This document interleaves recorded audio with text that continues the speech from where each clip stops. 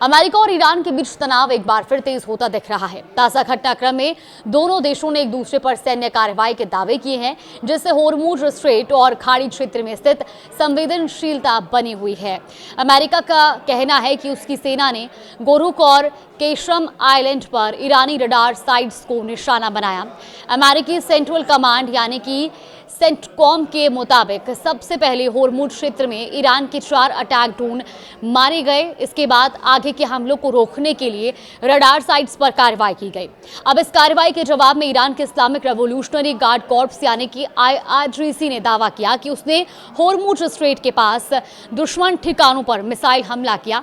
तो वहीं सेंटकॉम का यह भी कहना है कि ईरान ने कुवैत और बहरीन की दिशा में 7 बैलिस्टिक मिसाइलें दागी हैं और इनमें से 6 मिसाइलों को हवा में ही इंटरसेप्ट कर लिया गया है, जबकि 7वीं अपने लक्ष्य तक पहुंचने में नाकाम रही। अब इस बीच अमेरिकी राष्ट्रपति डोनाल्ड ट्रंप ने यह दावा किया कि हालिया अमेरिकी हमलों के बाद ईरान की मिसाइल क्षमता काफी कमजोर हो गई है।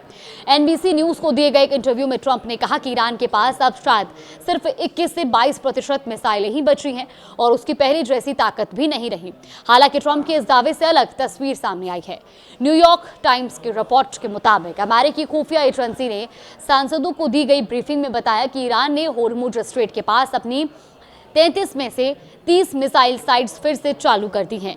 रिपोर्ट के अनुसार ईरान के पास अभी भी युद्ध से पहले के करीब 70% मिसाइल भंडार मौजूद हैं। यानी जमीनी हकीकत को लेकर अमेरिका के राजनीतिक और खुफिया दावों में फर्क नजर आ रहा है।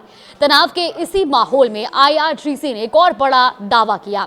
उसके मुताबिक होर्मुज स्ट्रेट से निकलने की कोशिश कर रहे 4 तेल टैंकरों में से एक को रोक लिया गया।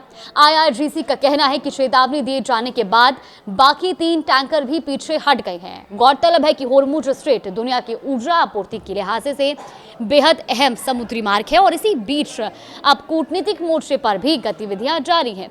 दरअसल CNN की रिपोर्ट के मुताबिक अमेरिका और ईरान के बीच संभावित शांति समझौते की एक अहम शर्त पर टिका है। मामला ईरान की फ्रीज की गई 24 अरब डॉलर यानी कि करीब 2,29,000 करोड़ रुपए की संपत्ति से जुड़ा है।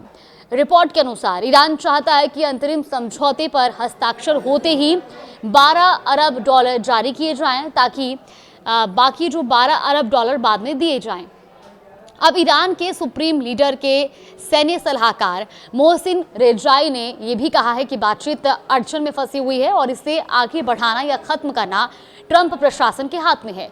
उन्होंने ये भी कहा कि गेंद अब ट्रंप के पाले में है। तो वहीं अमेरिकी अधिकारियों को आशंका है कि अभी फंड जारी करने से ईरान पर दबाव कमजोर पड़ सकता है। यानी सैन्य और कूटनीतिक दोनों मोर्चों पर हालात नाजुक बने हुए हैं और इसी बीच अमेरिका के भीतर भी इस मुद्दे पर राजनीतिक हलचल दिख रही है।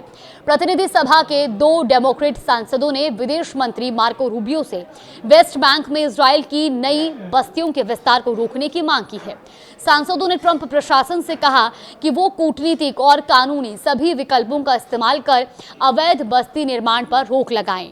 डेमोक्रेट सांसद मार्क पोकन ने यह भी कहा कि दुनिया के सबसे ताकतवर देश के तौर पर अमेरिका को अपना प्रभाव इस्तेमाल करना चाहिए। तो कुल मिलाकर एक तरफ सैन्य कार्रवाई और मिसाइल दावों की जंग है, दूसरी तरफ आर्थिक प्रतिबंधों और फ्रीज संपत्तियों को लेकर कूटनीतिक खींचतान।